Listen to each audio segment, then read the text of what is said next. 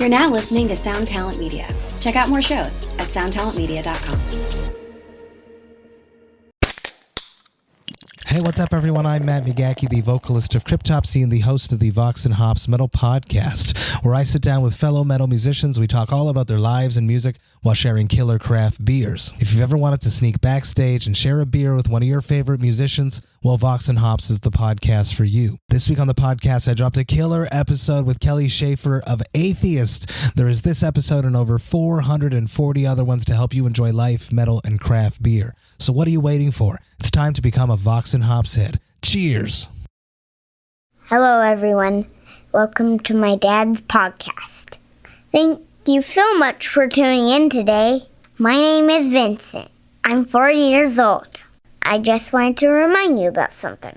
When you go to toneknob.com/sweetwater or toneknob.com/reverb to buy your guitar stuff, that helps my dad buy groceries for me. So thank you very much. Okay, on with the show. This is a really good one with Michael McCleary from Surfer Blood.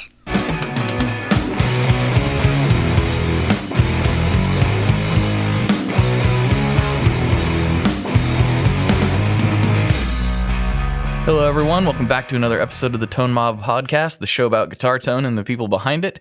I'm your host, Blake Weiland, and with me today I have Michael McCleary from Surfer Blood. What's going on, man? How's it going, everybody? Hey, good people. How's everybody doing? Yeah. One thing I wanted to bring up before we get started, we're going to get into your backstory and all that, but one thing, I know you may have heard this before, but your band, your sound is, when I heard the name Surfer Blood, I'm like, A, that's a pretty cool name. B, I wonder what that's going to sound like. And then when you cue up your music, it's like, oh yeah, that is what a band called Surfer Blood should sound like. You know what I mean? But yeah, no, it's funny. Like we can get into how the name came about. And I just wanted to say right off the bat, I am not the original guitar player, but the original guitar player kind of asked me to join about 5 years ago, as well as the rest of the band, which are all friends of mine from high school and even into middle school. Right. The drummer and I, my first band I ever had was with the drummer of Surfer Blood, Tyler Schwartz. We formed that when we were like 13 years old. So I've always been kind of in the same ballpark as everyone in the band. And throughout the years, wherever our music took us, we kind of always ended up jamming at the warehouse, when they were off tour. So it's kind of like a dream come true, being able to see the band really kind of take off and have success and then be asked to join the band. It seemed kind of like a natural fit. And it's crazy to think that, it's been 20 years of friendship between the drummer and guitar player and I, which kind of makes it easier, for us to get along, and we've kind of figured it out by now, Yeah, totally. It's kind of neat. Yeah, the chemistry is important for all that. Well, maybe let's go back to all that. Let's go into a little bit more detail. Like, when did you first pick up the guitar, and how did that, translate into what you? Oh wow, that's a good question. Well, my dad played guitar. He still does, and harmonica. He was the dad that would always bring us camping, every year, and he'd bring that acoustic. He had this old 70s Alvarez, which he still has. My mom bought him years and years ago. And he would use the harmonica strap and sit around the campfire and play, original songs he wrote, as well as the stereotypical dad songs like, Bob Seger and Zeppelin and all the kind of classic rock stuff, which is kind of what, I grew up on. Like, my dad always had a record player and he'd be playing all these, cool classic rock songs. And I would run around the house with a little plastic guitar and, just not know what I'm doing, but just kind of like rock out air guitar. And I always loved music at a very young age, and it ran in my family. Like my grandfather, my great grandmother, she played piano for silent films and like would look up at the screen and just kind of, if it was a chase scene, she would kind of go into that, or, so I have a big history of family musicians, and also playing by ear a lot too, as well as, I have some music teacher uncles and aunts that taught me, trombone at a young age. And that's kind of how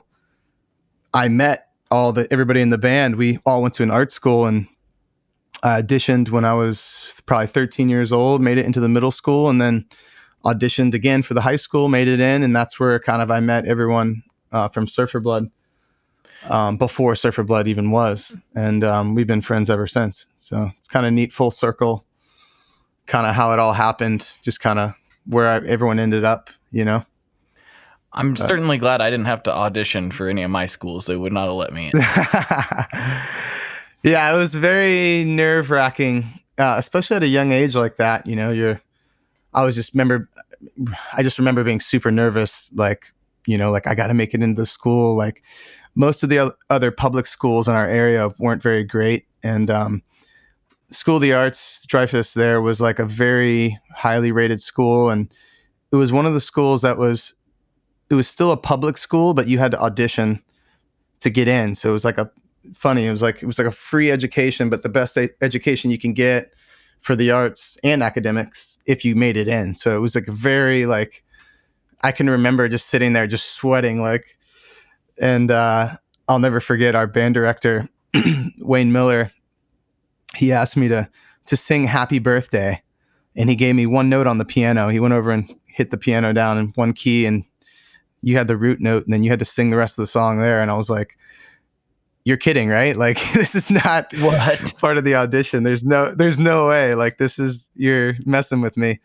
And I remember I sang Happy Birthday, and he was like, that was really good. I was like, I never thought someone would critique the way I sing Happy Birthday, but it was, I'll never forget that moment. And getting the letter in the mail, and they're like, you've made it in. And I just remember just like being so relieved. And it was a really great experience. Like, I rode the train every day to school, which in South Florida, for people that don't know, I mean, there's not many modes of that kind of transportation. Like, it's not like a big city where you're in New York, you got subways and trains and everything going on. It was kind of cool, like riding a train to school, with a bunch of artsy kids, and made a lot of really good friends, that have lasted a lifetime from that place. So very grateful to that school. That's really cool. It's cool that they have something like that available. I don't think, not to be this guy. When people think of Florida, they don't think of prestigious art schools most of the time. They think of Florida man. Yeah, Florida gets a bad rap, and it sucks because like there's a lot of good things and people here as well, but I seem like a lot of the negative stuff gets the most attention because it's just like the butt of every joke now. Right. But yeah, South Florida, there's a lot of different cultures and just a vast group of different people that like make it so cool and unique. And, Miami, is amazing, and they have good art schools down there as well. And I feel like it's only getting better, like the scene, art and music in general. There's festivals down there now, like huge festivals that are like, booking international acts and artists. So it's a very exciting place to grow up. Like, we were kind of just north of there in West Palm, like, an hour or so north. So we're close enough where you could get the big city feel if we had to, or go down there to play shows and kind of feel like, established and, feel good. Like, those shows always went really well and still do to this day.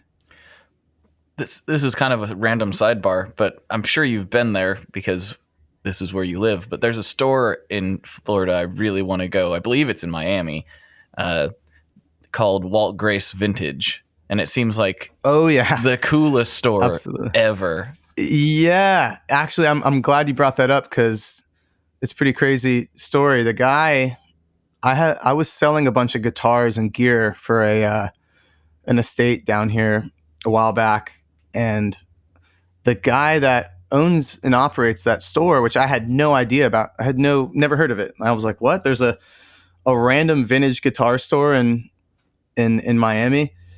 And I'm pretty sure it's the same store, but it used to be called Cars and Guitars. Right. And it was all these vintage cool cars and motorcycles, and then just the best gear you could ever imagine all in one place. And he reached out to me. He's like, hey, I'm interested in a few things you got. And so I loaded my car full of gear and drove down there. And he wrote me a check for a pretty good amount of money and bought like a whole bunch of stuff off me, and which was cool because I had to, get rid of this gear. I was like kind of my job to help this family sort out some of their stuff, and it was cool. He bought like a really nice Strat, like 50th anniversary Strat, an old British hand wired Marshall. Oh wow! Little combo.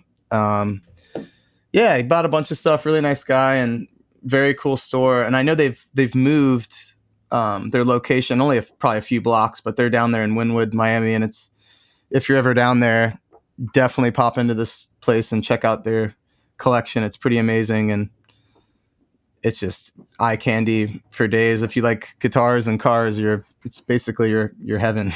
Those are two of my very favorite things. So that's why I brought it up. I'm like, it's the best. Yeah. It's such a good Instagram follow. If you people aren't doing that already, like at the very least, follow them on Instagram.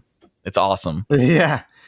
There's nothing like walking in there for the first time. You feel like a kid, like your parents like just brought you to the water park and like you can't get through the gate fast enough. It's like, wow, like everything's in like perfect condition and like really old gear, and it's a very unique place, really. Yeah. I'm actually surprised there isn't, I mean, maybe there is and I'm just ignorant, but that's not more of a common crossover. So I feel like a lot of people that like old guitars also like old cars. That just seems to be pretty common. Yeah, I didn't even think about that until I saw that place. I'm like, oh yeah, this works really well. Mm-hmm. Like this should be a thing. Yeah, this should be everywhere. They need a franchise out everywhere. Yeah, I feel spoiled. Miami's got a lot of cool things like that, like especially in that Wynwood area. There's like a ton of really cool, bars and, art galleries, and it's just a really neat kind of place to just go hang for the day, walk around and just see art everywhere. And it's definitely a cool spot. I've heard the food's incredible too. I keep hearing these things about Miami, and I'm like, I never thought I wanted to visit Miami, but I think I want to visit Miami. Yeah, we played this hotel, the Hall, down in South Beach, and we did this like cool little poolside, intimate showcase there a couple years ago. And their chef there at the time, I don't know if he's still there, but it was that guy Spike from one of those cooking shows. I can't remember which one, but we come in, we're like thinking, oh, this is cool. Like, and then they're like, oh, Spike will be, making you some food and drinks today. And we're like, wait, like from the show? Like, and he was so cool. And we got to hang out with him by the pool, and he made these really cool, artsy kind of cocktail fruity drinks. And we kind of hung out by the pool during the day and did a show at night for like a bunch of kids, and it was like a really cool night. And the food was, spectacular, of course. But lots of really good food and bev places down there all over the place. The listeners of this podcast know that like I love gear, but my other favorite thing is food. I'm such a big food. Actually, I had a couple listeners recently. I was really surprised about this because I sometimes will post like me smoking meats in the Facebook group that's associated with this podcast. And I had a couple people on my last, I did an Instagram story or something. And they were like, dude, you should make a cookbook. And I was like, really? I never thought of that. But then I got to thinking, I was like, my family does have like a handful of kind of unique things. And so I'm like, I'm really thinking about making a cookbook. Hey, I mean, why not? It's I mean, I think it's weird. I think it's good that your followers aren't like, hey, that's not a distortion pedal, or like, what is that? That's not gear. Like, who doesn't like food? I mean, throwing that in there. Yeah, exactly. It's kind of funny because like it's kind of just a natural thing that's gotten pulled out from doing a conversation based podcast. I didn't like intend to. I've always said like if I started a food podcast, we'd probably talk about guitars more often because it's just like it's just it's just a weird side like thing that's happened with the mostly with the listeners of the podcast. The followers on Instagram are more interested in gear, of course, because that's what I built the account around. But but like the Facebook group and the listeners of the show, they know I love to eat. Yeah, I saw recently like Dave Grohl on a podcast talking about how he like grills and his passion for grilling and feeding people. And I was like, I would love to watch Dave Grohl cook smoked meats. Like who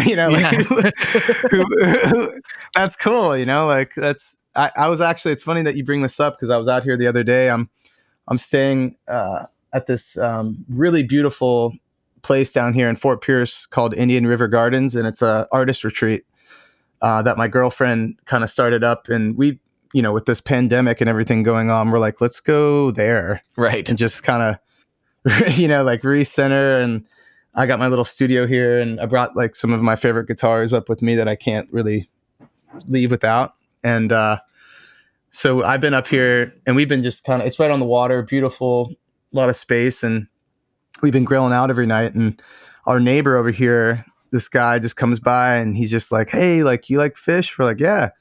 He's like, I got some snook here. It was, swimming a few hours ago. Like, don't freeze it. And I'm like, heck yeah. Like, oh yeah. We throw that on the, so we, my girlfriend came in and we seasoned it up and threw it on the grill with the steak I was making. And we ate like kings that night. Oh, It was great though. Like, I'm like, everyone's so nice here. I'm like, this is great to just kind of get out of the congestion of West Palm Beach where, kind of where we all reside. So it's been really wonderful. I've been also getting really creative and recording, some music of my own that I've been putting off. I have demos for, so I've been kind of getting more creative and kind of working more on stuff that kind of makes me happy and I enjoy doing as well. So yeah, I'm starting to, and I've threatened this for a while. I haven't wrote a song in a really long time, since like 2015 probably, and I feel like that's dumb. like I should be working on some of that stuff. I've been actually kind of insanely busy during all of this lockdown, more so than I would have expected. But I keep thinking like, because I have demos I need to work on that I need to do, gear demos and stuff. But I also should just like, the last time what got me to write songs last time is when my band was like, we're going to make a record. Like, we're not like a serious touring band or anything like that. But we're like, we have been playing together for a while. We need to make a record. And it's like, we do need to make a record. And so it was like having that, like, and then so my job at the time, I had to schedule my vacation time a year in advance. And so I needed to, we were, we're like, we're going to record on these dates. And so we have to have finished songs by those dates. And so it was like having that hard deadline gave me that push to actually push stuff out into the world. And now, like, not having that, it's like my songwriting has just went by the wayside, and that's not good. I feel like that's true though. Having that deadline does force you to kind of wrap it up in a sense, especially if you already have stuff going. But we've kind of like with Surfer Blood, I know as of lately, we've been sitting on a lot of material and things that we've already finished that we haven't been able to release since this whole pandemic and thing went down. So we're kind of like waiting, like, should we wait or should we just release this record? Like, we're sitting on, some music and some EPs that are done. All the music's done. And so we're kind of just trying to right now figure out our timeline and the best strategy to release this music to everyone, because we ideally wanted to be on the road and touring, when the record came out. So I could see, like, with what you're saying, like getting creative again is like, it's always, it's you can't force it. You can't force creativity, but what you can do is put yourself in the environment that kind of facilitates that, naturally. So yeah, exactly. I feel like that's why I came here. Like, I'm like, I just need to get out of my house, because it didn't happen. Like, I wasn't like, hey, like I got so much time now, like I can work on my music. It didn't really happen for me like that. We spent probably a month in isolation, lockdown, me, my girlfriend and I, and my pets. And it just triggered for both of us. We're like, we need to just get out of here. Like, this is stale. And since we've been here, like, I've been writing again and finishing some songs that I had that were kind of incomplete, and kind of focusing on what our next moves for the band are going to be. And it's been really nice to kind of transition into this, that we're where we're at now. So Yeah, you're right. You can't really force creativity, but you can definitely, like, for me, like, I have to get into a mindset. So, like, I have to be like, this is the thing that we're gonna do. Like right now, I've gotten, this is weird for me to even say, because for me it didn't really feel like writing, but I guess it kind of was writing. I wrote a comic book last year, and I'm getting ready to write another one. But again, I have a hard time saying it's writing, because you're supposed to, like, write out a script and all this stuff, and I'm not really doing that. Like, I found that, like, the process is much easier for me to, like, lay out the page with my really horrible, like, barely first grade level art skills, and write in, and, like, write in the dialogue and the, and any of the descriptions, and, like, just write notes and stuff, and then hand that over to the artist, versus, like, writing out a script. It's just, like, way faster for me to do it that way. But again, like, it's definitely writing, because I'm coming up with the story and the dialogue and the, everything to do with it. But it's also, like, definitely not writing, if that makes any sense. Yeah. It's kind of weird. Right. Yeah, that's cool though. So, but, like, I guess to where I was going with that is, like, I have to get in the mindset when I'm ready to do that. And that's usually, like, when I'm by myself at night and everything's quiet and I can just come up with the next page. And that's what I figured for that. Yeah, and music for me is I have to make it intentional. Like, okay, I'm going to try to come up with something, in this kind of vibe. I have to, like, mentally push myself there. It doesn't, and then it starts flowing. Then it starts coming out. But I have to force myself there first. It's kind of weird. Right. Yeah, no, I agree with that fully. Like, that's another reason why, we came up here, is because not one but two houses in my neighborhood are under construction right now. So dude, we'd be trying to like, I'd be trying to record a take. We did this series with Surfer Blood, a quarantine, like, home video series.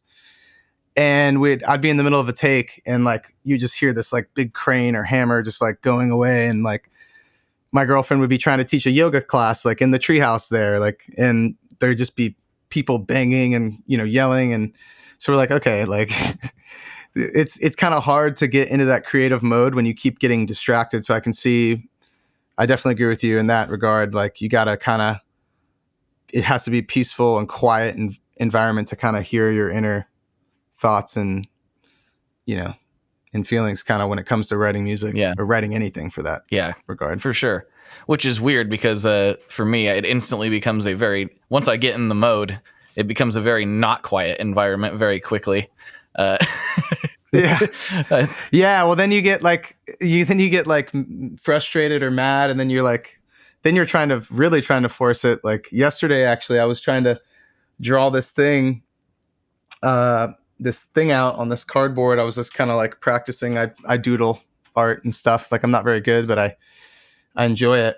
And I kept messing up, like, doing something wrong. Like, and really, there's no right or wrong way to do art, but, like, in my mind, it has to be the way I see it. And I was like, it wasn't happening.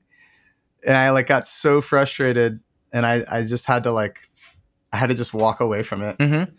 And like I ended up like shaving my head the other day. I think everyone out there in quarantine has like been there, like right at the edge of it. If you haven't shaved your head or not, but my hair is kind of like my identity. Like it's been that way for years. And like, I'm like, no, it's not my identity. Like I'm going to just shave my head right now. Cause I feel like it. And like, really no one's going to see me anyways. They'll tell me it looks bad or like I messed up. Like we're just out in this log cabin, you know, away from everybody. So it's like kind of the perfect time to just cleanse and get, you know, start over. You know, it's kind of just like I had a moment, you know? Yeah.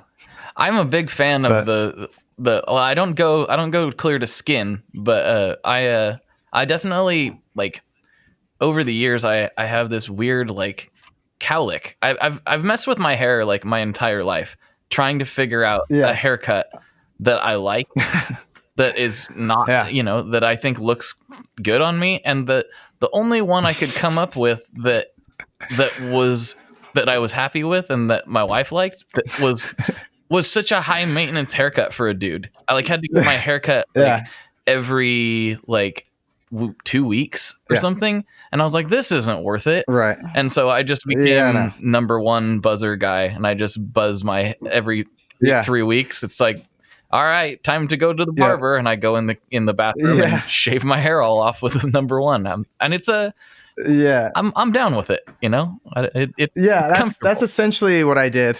That's essentially what I didn't go when I say shave my head.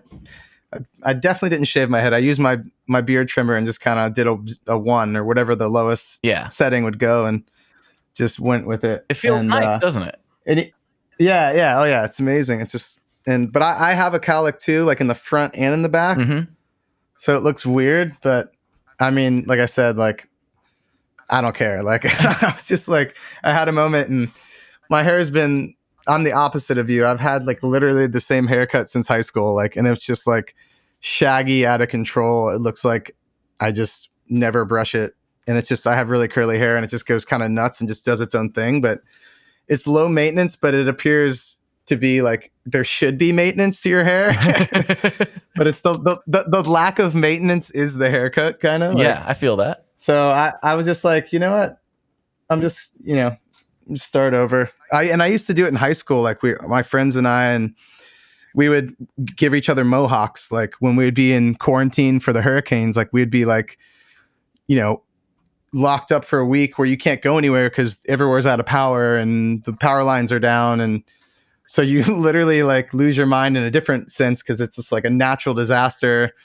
And we end up busting the shaver out and we're like, oh, let's do Liberty spikes or like mohawk or just shave it all off. Or like one time my buddy, we did the no hawk where I had a really long like fro and my buddy just went right down the middle with a 0, like all the way.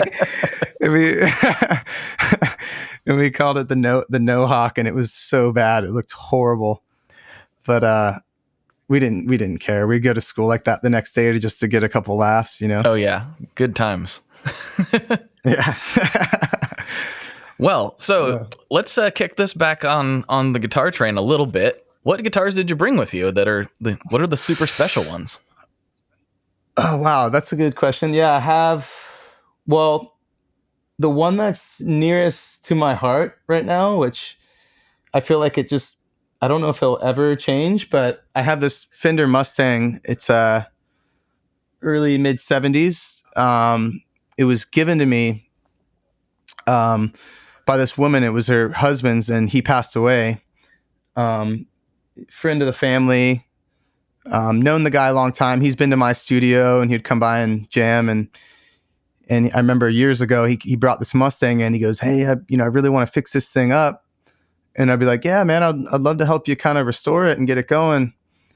And later that year, he was working. He was a tow truck driver and he got clipped on 95 and unfortunately passed away. It was tragic. And his wife, I remained friends with the family and over the years. And a couple of years went by and she called me up and she goes, hey, I'm moving to Titusville. I was seeing if you can help me move. And I was like, yeah, of course. Like swing by and help you out. And we moved all day, loaded the U-Haul, and at the end of the day, she was like, "Hey, I want you to have this," and she gave me the Mustang that he had wanted to fix up, and it looked like whoever had it before him like had no idea what they're doing. Like the pick guard was missing. It looks like someone tried to router out the middle of the body with a pickaxe or something. Oh, wow. It's just like atrocious. Yeah, it was and someone painted over it in red. And the neck and the body, they were smokers. So they smoked in the house, and their house actually, caught fire, and the guitar was in the house fire and survived. Wow. So it survived a house fire, which if you saw it, it definitely looks like it survived a house fire. I kind of kept the look of it. I sanded down a bit of the body because I was trying to get to the original color of the guitar, and I got halfway through and I'm like, it looks done. I'm just going to leave it alone, because I was going to try and restore it. And I thought, to pay tribute to this thing, like maybe keeping it a little rustic and looking like it was in a house fire, just leave it alone, kind of half charred. And so it looks very awesome. It looks like it tells a story basically. But dude, you got to send me a picture of that thing. I will. Yeah. I had the pickups. My buddy in West Palm, he owns a guitar company and pickup company called Lust for Tone Pickups. Mm-hmm.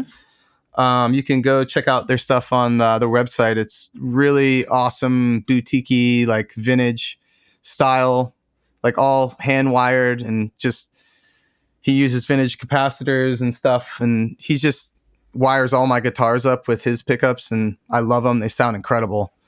JP actually uses some in his guitar, his Jazzmaster as well.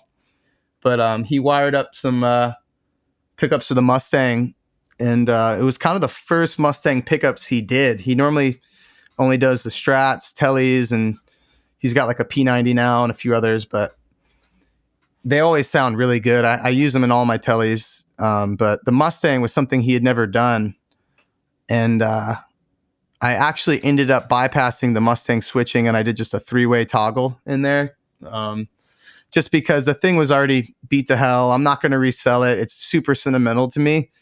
So I wanted to just customize it to what felt right for me, and then just leave it at that. Like normally I'm not one for changing any aesthetics of a guitar if it's all original, but in this case it wasn't. The bridge, body, and neck were original. So I kept that kind of, didn't really mess with that, and then just customized kind of the rest of it. But that thing is it sounds incredible, plays amazing. Despite the way it looks like it went through war, but that's been kind of my go-to guitar. That one's just very special, near and dear. And another one I brought up is an old Harmony Meteor. It's a 1967 double cutaway. Beautiful. It's got, actually holding it right now. It's got really beautiful Diarman gold foil pickups that just sound amazing in it. And the craftsmanship on these guitars are just incredible. Chicago, early, late 60s rather, guitar. And it's just beautiful. It's in perfect condition. I got it from the original owner in Lauderdale. I remember I would go into work every morning. I was working for this construction company years ago, and I went into work every morning and I'd get my coffee. And before I clocked in, I would go on Craigslist and look for harmonies. I went on this harmony kick where I bought an old Harmony Master archtop, which I loved, a 57. And this thing came up, a 67 Harmony Meteor. And it looked amazing. In the original case, I had the tag hanging on the neck still with a little pamphlet booklet, How to Care for Your Harmony. Wow. And I was like, whoa, this thing is a package deal, mint condition. And I look at my boss, I'm like, I gotta go. Like, I just ran out the door. And I called the guy. I called the guy on the way down, and I was like, hey, like, I'm driving to you right now. I don't care if someone already is buying it. I will pay more. And he's like, actually, you're the first person to call me. Like, so I was like, just stoked. I was like, yes, like I'm getting this thing. This is the guitar of my dreams. Like I've been looking for one of these, for a while, and drove down there, plugged it in, played it. And he had a Harmony little amp that he had got with it like years ago. And he wasn't parting with that, which I was kind of bummed. I really wanted that thing as well. But got the guitar for really, really good deal. And that thing, actually, Tom, the guitar player, Surfer Blood, he had it for a couple years, and he loved it. He fell in love with it, and it has like the best action and just plays and sounds incredible. But yeah, that's another very sentimental guitar, also because Tom had it for a while, and so that's one that I probably will never ever sell as well. But beautiful guitar, and kind of one of my other go-tos for sure. That's awesome. I love when you get good gold foils. The gold foils can be a little hit or miss, just because they were a more budget thing. But man, a good gold foil. Yeah, so awesome. These are those mustache kind of. They look kind of like a humbucker, like the little, it has like the little mustache top to it. But I actually have another gold foil, the single. It's like kind of like the single coil looking one. And my Telly, I routed out like a Frankenstein Telly, which is another guitar that 90% of the time, if you see a picture of me playing guitar, it's that guitar. So that's kind of like my hot rod Telly. It's got the Lust for Tone pickups in it, and it's got that gold foil in the middle. And that thing sounds incredible. It's one of the best sounding Tellys I've ever played. It just growls. It has like the meanest tone ever. And that one I didn't bring with me, only because I literally loaded my car so full that I couldn't fit another thing, and I had my dog in there already. So my dog's looking at me like, you're not thinking of putting me in this car. Like, it was just, he's already kind of claustrophobic. So I had like just the thing packed, super high. So I was like, I'll do another trip. I'll go back for a couple other guitars if I, get bored with these. But yeah, I got that. I got the Harmony Meteor 67, I think it's a 74 or 5 Mustang.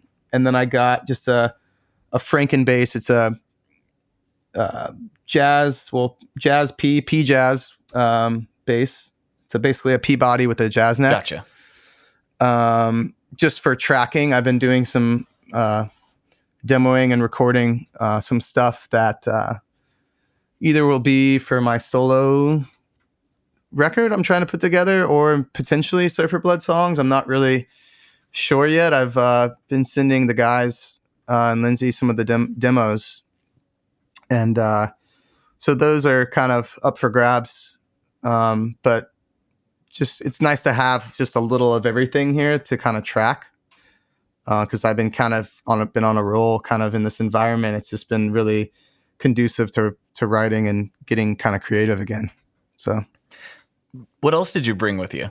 You bring any special amps or pedals or anything? I wanted to bring my Music Man. I have a 212 Music Man. I think it's a 75. One of those hybrid. I couldn't fit ones? it. Yeah. It's got the gains. It's got the tube kind of pre-gain. It's a solid state with a tube pre. Yeah, those are cool. Thing is so sick.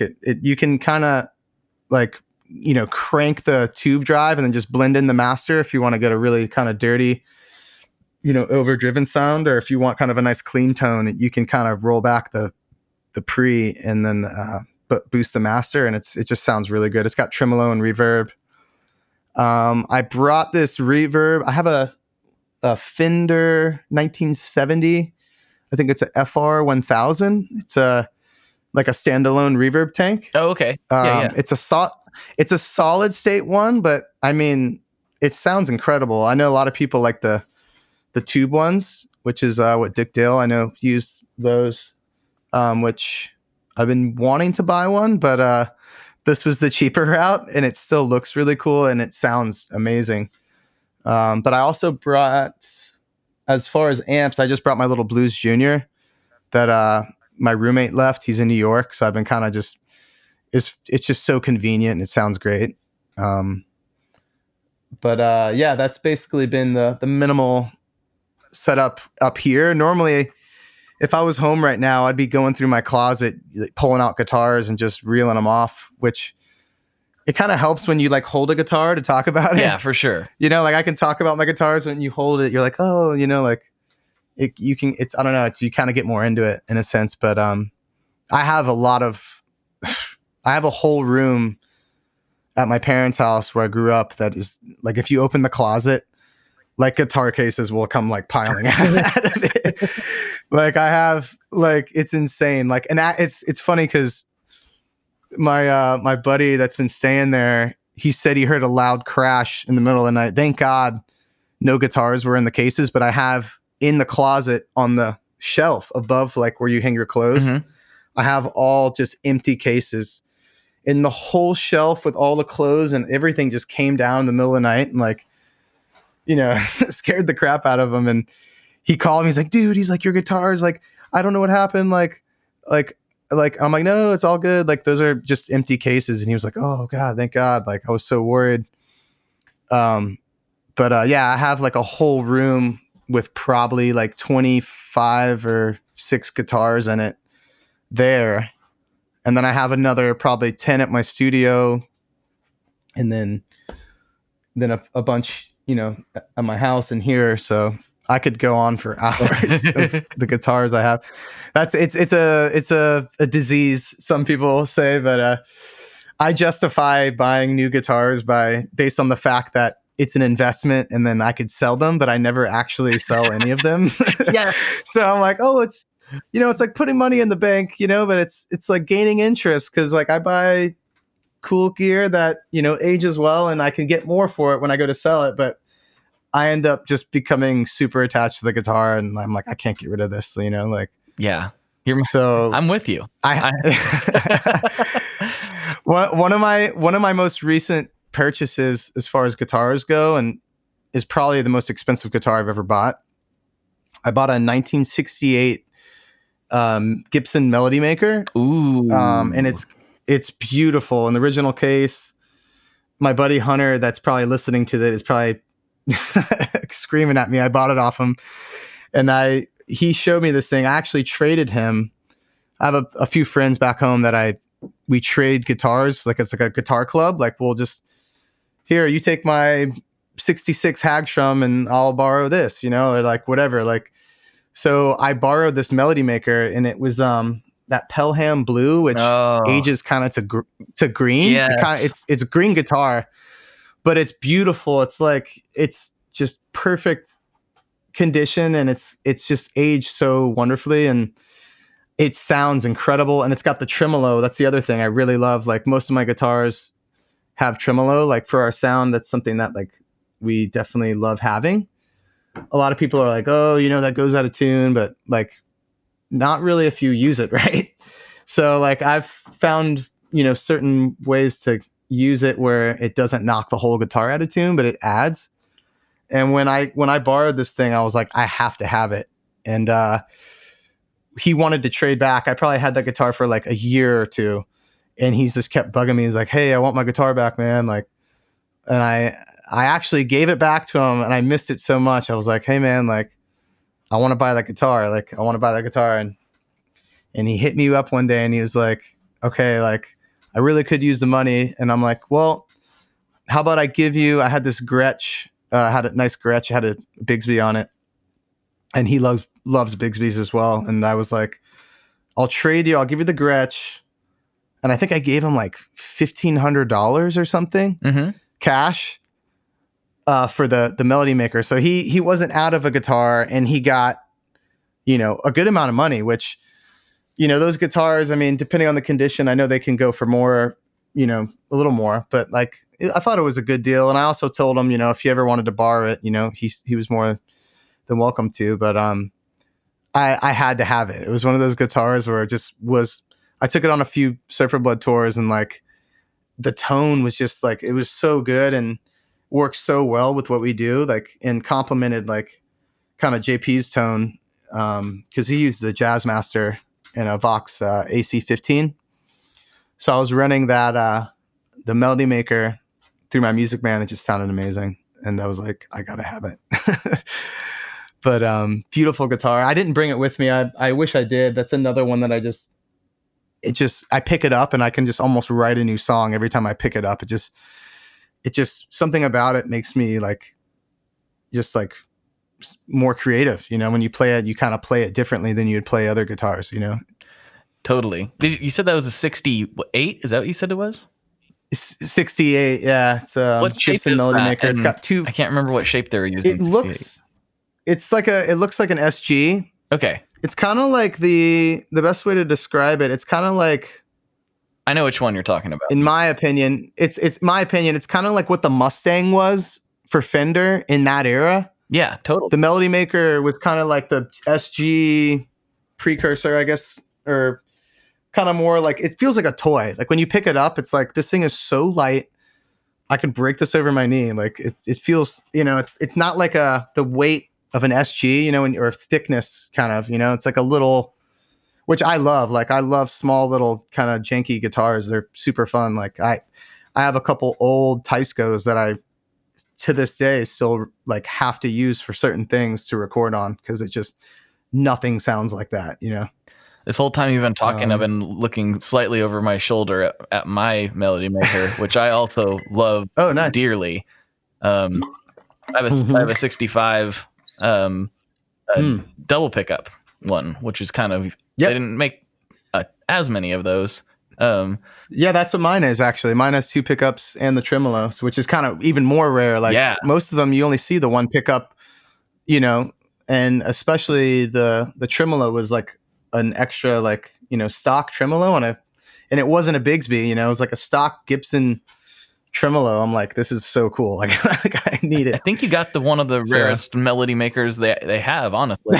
in with it being Pelham blue also on top of it. Well, it's green, but I can't tell you, that is one of my favorite colors.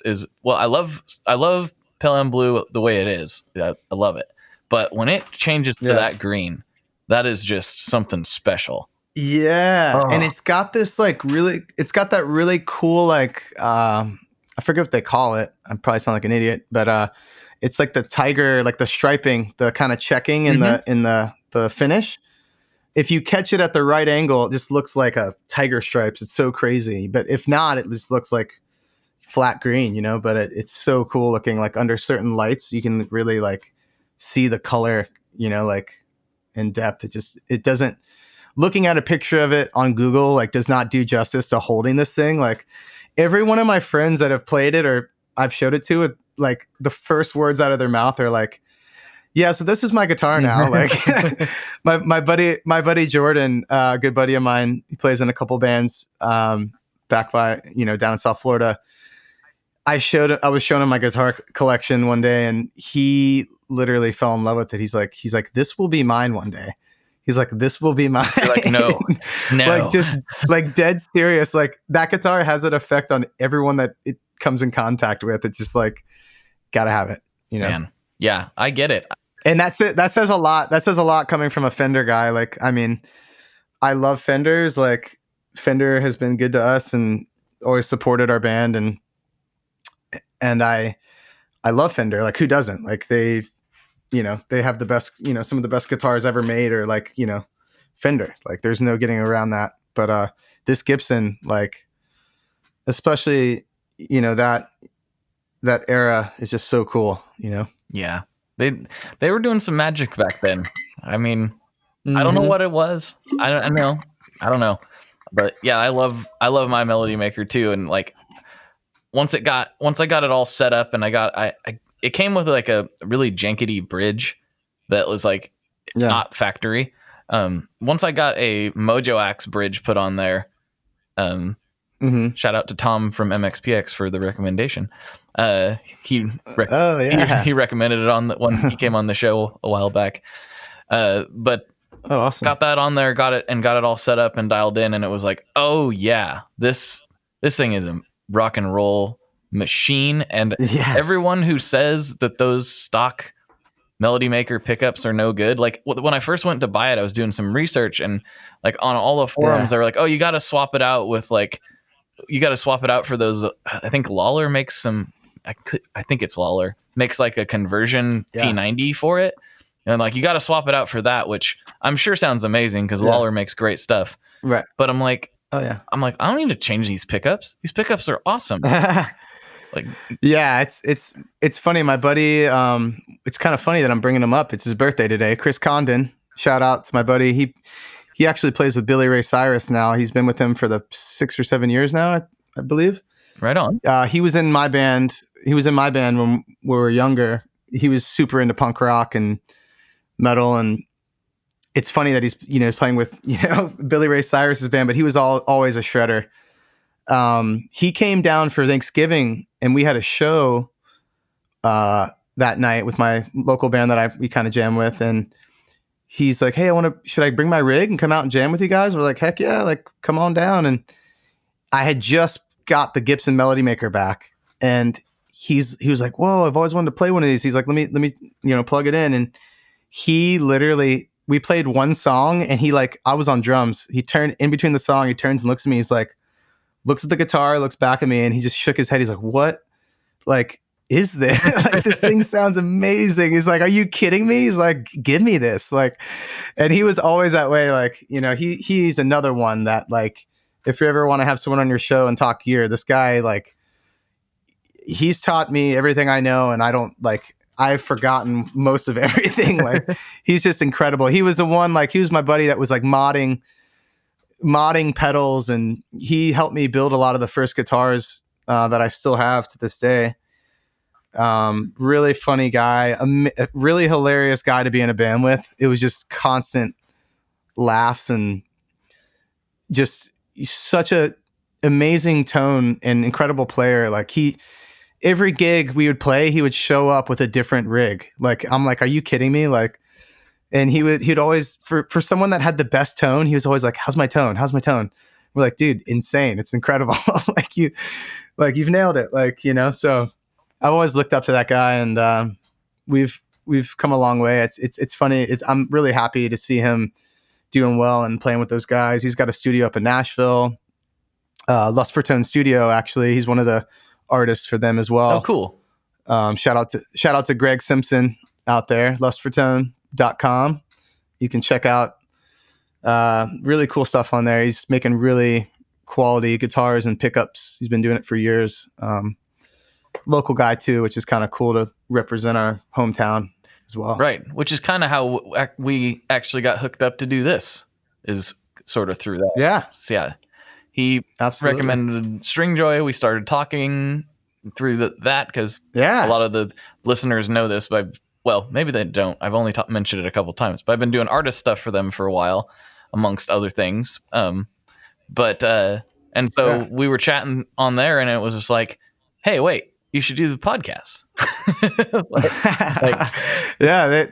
There you go. It's become we owe it to them, I guess. Yeah. So shout out to the Lust for Tone guys. Thanks for that. That was awesome. Yeah, it's cool. Good times. So do you play with any pedals? We haven't even talked about pedals yet. We're almost at the end of the show. Yeah. Oh, dang. This went by quick. It does. It's always fast. Yeah. I've been sticking to the pedal setup I've got now for quite a while. We've used a lot of, the band has, I know, various, pedals like Earthquaker devices, Zvex, like a lot of really cool. We really try and support mom and pop pedal companies. One right now, this guy reached out to us, the Spruce Effects. Oh, dude, Brian is awesome. Yeah. What a nice guy. We're actually chatting the other day. He's like thinking about moving to Florida. But he's like, "Yeah, where's good down there?" I'm like, "There's actually some good spots. Florida, we get a bad rap, like we were saying earlier." But he sent me some pedals that I love, that I ended up using. We played Riot Fest this past year in Chicago, and he had that Germanium overdrive, and then he had another fuzz pedal, which I really love, the Gale. Yeah. Which I love. I've been using like big muffs and stuff for years, and he sent me a couple things in the mail, and I hooked it up, and I was like, man, these pedals are great, and they're just so aesthetically pleasing as well. Oh man, he always nails that. Yeah. Yeah, that's like, it's that you look at it and you're like, gotta have it. Like, that reminds me, know, I have to send him a message. I totally spaced on that. Sorry, Brian. Yeah. If you're listening to this, sorry, Brian. we did he's awesome. a collaboration years ago. We did one, and it's to this day like one of my favorite collabs we've done. And it's really all on him. I had very little input on it because he pretty much nailed it out of the box. We did one called the Tremolo, and it is a nice. fuzz and tremolo, and it is one of the highest gain gnarly fuzzes in this beautiful little box. Like, you would never know it. That sounds amazing. But it's bonkers. We should really. I'll be calling you, Brian. We've fallen out of touch a little bit, but we'll fix that. We'll fix that up. Yeah, let me know about that one when it comes out. For sure. Yeah. Yeah, another pedal that I would love to mention, just because I know it's quintessential to say, but the Boss Space Echo. That thing is, I just recently, well, not recently, like probably a year or two ago, bought the head unit one, like the tape one. Yeah. And which I've been trying to buy for as long as I have known about it. Like, and I finally found one in like really good condition. It was down here, Hollywood Vintage, I think is what it is. They're on Instagram. This guy, Nick Romanelli, he's got a ton of amazing vintage guitars, drums, if you're into that sort of thing, Hollywood Vintage. But a buddy of mine, he was a friend of Tom's as well. But I reached out to him. I saw that he had one he had got from Power Station Studios down in Pompano, which is a pretty big studio. They have a lot of amazing, awesome like outboard gear from like Motown, and they got like master reels of Zeppelin and all this crazy cool stuff there. So it came out of there. So I knew it was very well maintained and in good working order. Which I love that thing. The thing is amazing. But I use the pedal version on my pedal board. Just love that thing. And then I recently got because we used a lot of the Leslie. I have a Leslie 122 in my studio that someone donated to me. I got it fixed up. A buddy of mine, Gary, down in the Keys, another gearhead. But he was like, hey, I don't got room for this. My girlfriend's yelling at me to get rid of it. We need the space. So I was like, heck yeah, I'll take it and fix it up. And we recorded a lot of that Leslie tone over the record. So I was trying to find a decent one for a decent price. And I got that Ventura Vibe, which I think it's Digitex. Not sure exactly now. I'm not in front of my board. I think it's Digitex. But I bought it. Yeah, I bought it, threw it in there.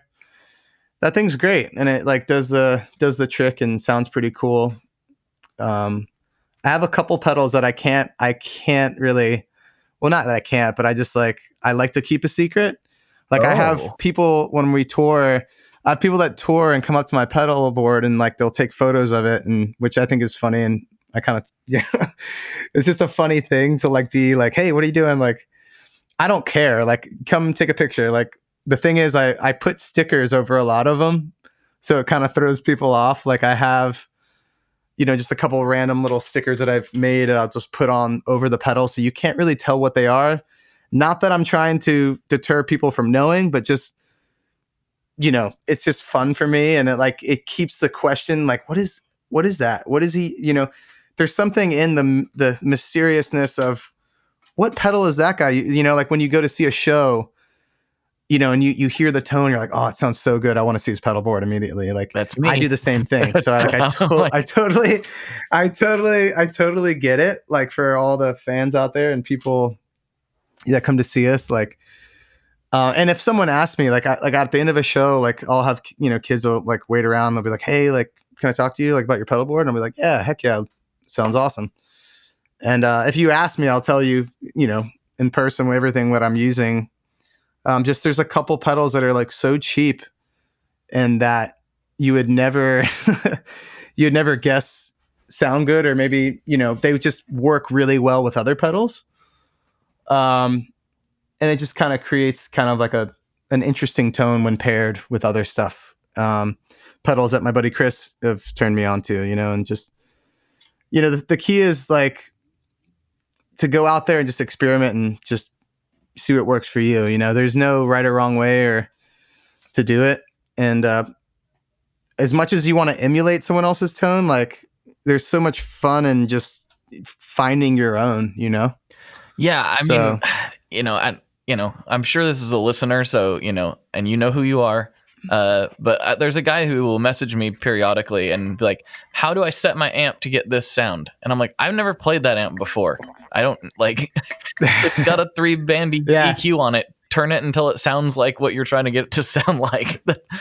I'm like, and sometimes I'm like, man, I can't tell you that. I don't know. I mean, I'm not in the room. Yeah. Like, even if I have played that amp before, your room sounds different than mine. You might have to turn it a little bit different. It's like that is the answer, everyone. Start turning the knobs and see what it sounds like. There's no right or wrong way. Like people think like, oh, the EQ's gotta, like I have an amp recently, our manager, he gave us an amp. We were on tour. It was one of the last tours we did in my dad's old van, which, rest in peace, the wheels literally almost fell off of it. It was like smoking as it went down the road. The axle was like burning up. But one of the last tours we did with that, we're in New Jersey, staying with our manager, and he was like, we went in one of the back rooms and I saw this old 70s. It was why can't I think of the name of it? It's a custom. It was an old blues custom. Oh, yeah. The puffy vinyl ones. Yeah, I forget what they call that. I feel like an idiot once again. There's probably people out there like, you don't even know what it's called. But yeah, they it's a blue sparkle puffy, like it just looks like squishy, and it's I think it's a 212 stack, like upright though. Tube, it's got tremolo and vibrato on it, which is very cool. But this amp is so bright. I've never played an amp where I literally had to turn the treble like almost all the way back. And it's like some people, like you're like, oh, that can't be right. Like something else is wrong. But no, like some of these old amps, and depending on what you're playing, like, sometimes you can't get the tone you want given the gear you have. Sometimes you need to get a different guitar, or different pedal, or different amp. But when you find the three that like work together like symbiotically, like there's nothing like it. It's like, oh, this is working. This is exactly. I've had recordings where I go back and I'm like, how did I get that tone? Like I should have wrote that down. Like we'll go into studio. Like now when we go in the studio, JP and I, because we're both like fanatics about it. Like we'll write down everything. Like, okay, track 1, this song, we use this guitar, this pedal chain, this amp in this room. Like we'll literally have it because we've done that in the past where we're like, shoot, like how do we recreate that tone live? That was it. Like it has to sound like that every time. So it's kind of helped us, like kind of find ways to acquire that same end result. You know? Yeah, I really thought when we went in and did our record that I was going to do that same thing. Like we were all like, we're going to take notes on all the gear that we use. And we got so wrapped up in just the recording process that we super did not do that. And so it's so easy to just forget. I thought for sure too. I was like, we'll remember, like I remember some things, but I don't remember it as specifically as I would have thought that I would, which is kind of crazy. Like, because I'm so obsessed with this stuff. It's so easy to forget. Like we've done sessions where like, man, we probably should have recorded that, huh? Like on this last album we did all in my studio in Boynton Beach, which the last record, Snowdonia, we did not all, but most of the guitars, vocals, and overdubs there. The rest of it we recorded down in Dungeon Studios in Miami, which I don't know if you know Dungeon. It's been there a long time. We actually, TJ, the drummer of Surfer Blood, and I recorded there when we were in high school. We were, I think, 14 years old. We rode the Tri-Rail, the train down to Miami. This is before we even drove. Rode the train down. I'll never forget our buddy Dylan that was in our band, Dylan Samore, shout out to him, was one of my good buddies. musician. He's actually out in Portland, Oregon as well. Over by me. He great guy. I'll never forget, his mom wouldn't let him ride the train that day, and we had booked the session, the recording session. So TJ and I and our buddy Nick, we like teach them the bass line real quick, and we took the train down. My mom picked me up because she was living in Miami at the time and dropped us at the studio. And we're kids, and we're in the recorder with this guy, and I ended up singing. I wasn't the singer at all. Like, couldn't sing. My voice sounded like Mickey Mouse, basically. It was like 3 octaves higher. And we're like, well, we got to do the session. We got to just record it. And it was the first song I ever sang, probably, or recorded my vocals. And I was so nervous. I remember, but that was the first time we recorded. And so when we went back, TJ and I, to record Snowdonia, we went there and we were like, I wonder if it's the same guy. Wouldn't that be crazy if it was the same engineer that was here? And TJ is like, that was 20 years ago, man. Like, there's no way he's still here. And I was like, yeah, you're probably right. And we pulled up an old photo. We had an old black and white photos. I think it was like 2000. One of our friends, they were doing film photography at her school. And she tagged along and took photos of us. Thank God. We wouldn't have any documentation of it at all. But there's pictures. There's a picture of me, a couple of TJ, and then the guy Fred, the engineer down there. And I pulled this picture up. I was like telling the engineer when we got there, I was like, hey, like, we recorded here like almost 20 years ago, and I have a picture. And I show him, and he looks at it, and this guy has a beard, white hair. This guy Fred, he's super cool. He's still there. And he looks at the picture, and it's this clean cut guy. He's got like a mullet kind of. He looks at it and he goes, "Oh my God, that's me." And I have a mullet. And this guy, he looks like this guy. If so you can picture him, he looks like the dude from The Big Lebowski. He's like totally like the dude reincarnated, like just long beard. He's like, yeah, man, like cool, like, like, and he cracked up. He was like, no way. He's like, I think I remember that now. Like, and like it made that process really fun for that record. But back to what I was getting at, we overdubbed most of our guitars at my studio. And this new album, which I definitely want to plug before we run out of time, very near and dear to our hearts. We recorded all of it at my studio this time, which has been really fun. And we took our time with it. And we actually named the album Carefree Theater, which is named after a venue here that got bulldozed, unfortunately. But it was there since I want to say the 40s or early 50s. And it's a very amazing old theater, venue that they turned into a venue and called the Carefree Theater, which is the name of our new album. And I remember seeing Wilco there in like 2001. And just amazing shows there, like Sean Thompson video premieres there. Just a lot of history with our friends, and it's kind of gone now. And it was sad when they bulldozed it. And it just kind of clicked. We're like, we should name the album Carefree Theater. And this all happened before the pandemic. And then the pandemic happened. We're like, wow, like this name couldn't be any better. We couldn't have picked a better name given the light of our circumstances and everything that we're at right now. So that album is set to be released July 17th on Canine Records, which we're going back to Canine for the new record. And also they're doing a double LP of Astro Coast. I don't know if anyone knows out there if they've been following, but we're releasing some old versions of the Astro Coast songs for the 10-year anniversary for the Record Store Day, which I think has been pushed back again. I'm not sure the date on Record Store Day yet, but it's going to be a double LP vinyl that will have unreleased tracks, demos, and some really cool stuff on there.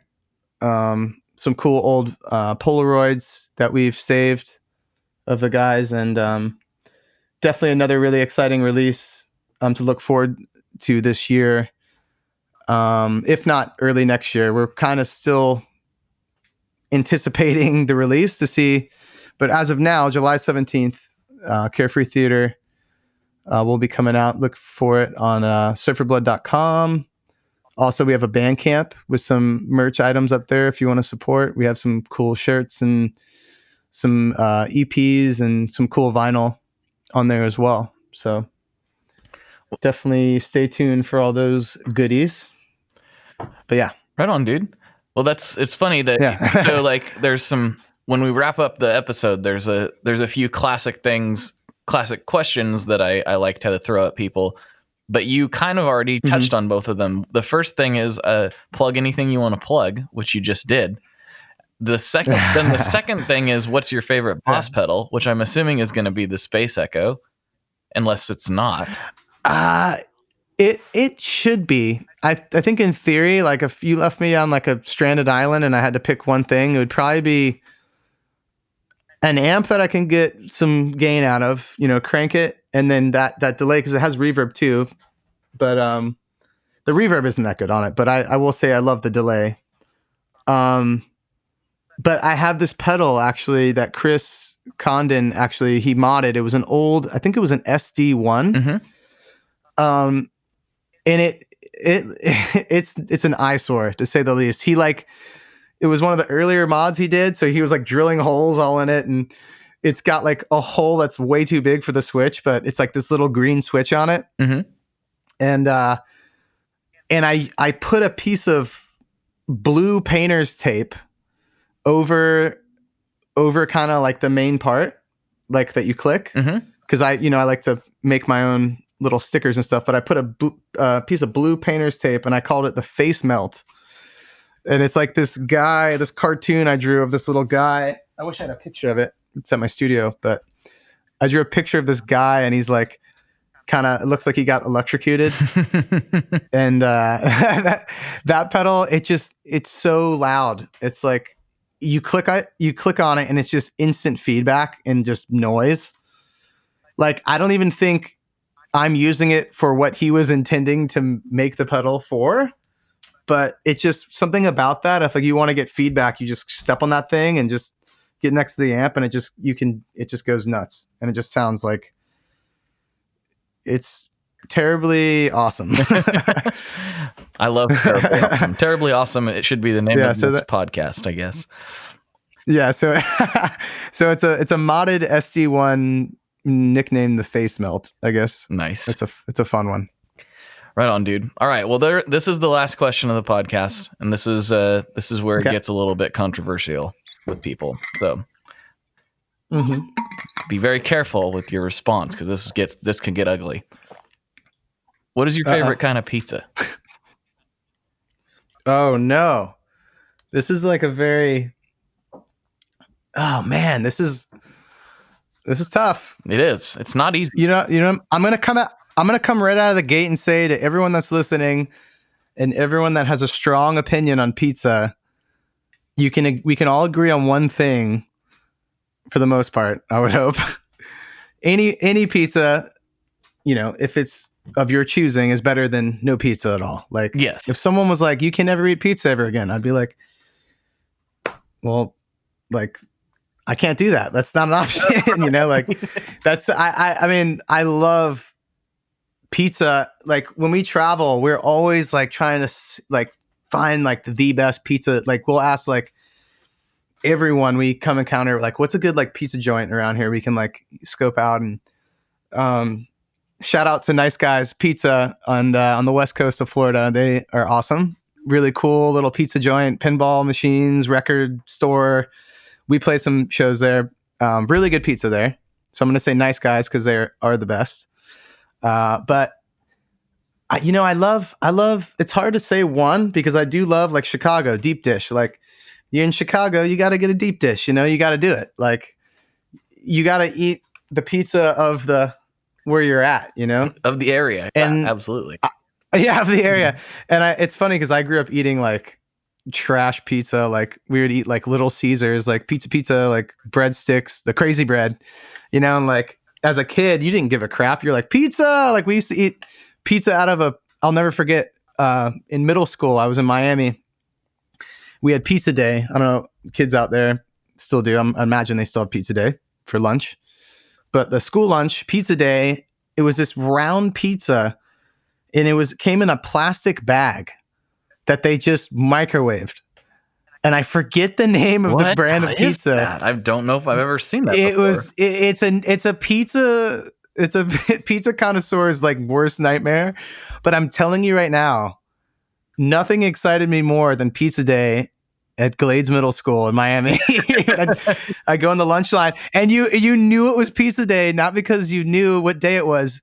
The smell when you walked into the cafeteria, it was just that pizza in a bag smell with like a lukewarm box of carton of milk. Like, like it was, it's like if I could bottle that smell, it just would take me back to that time of my life, like being a kid. And, like down there, like my buddy, we'd build like skate ramps in his backyard. We had like, that time of just being a kid, like in no stress, no responsibility. Life is bliss, The good old days. What was I going to do what was I going to do today? Oh, have a great time. Like that was it. So, but pizza, that's hard, man. Like I will say we've been up at this cabin. There's one pizza place that's open here up in Fort Pierce, right next to us, called Goodfellas. And they make a really mean veggie pizza, which my girlfriend, she's vegetarian. So I've been eating a lot more vegetarian. I still eat meat, but just by default, she's been making a lot of veggie and vegan stuff. And so I've been eating a lot healthier, I will say. But they make a mean veggie pizza. Shout out to Goodfellas up here in Fort Pierce. Nice. Florida. Really, really good. I actually ate some before this. Perfect. Right on. Yeah. This is a good time. Thanks so much for coming on. Yeah. No problem. Thanks for having me. Yeah, dude. Of course. Well, for Michael, this is Blake, and as always, folks, good luck and good tones. Okay, that was another one in the can. Thanks for tuning in to my dad's podcast. If you want more of this episode, go to patreon.com/tonemob for even more juicy content. Thanks again, folks. Goodbye. One last thing before we totally sign off here. I just want to remind you that if you do any shopping at Stringjoy, that's Stringjoy guitar strings made in Nashville, that will help me out as well.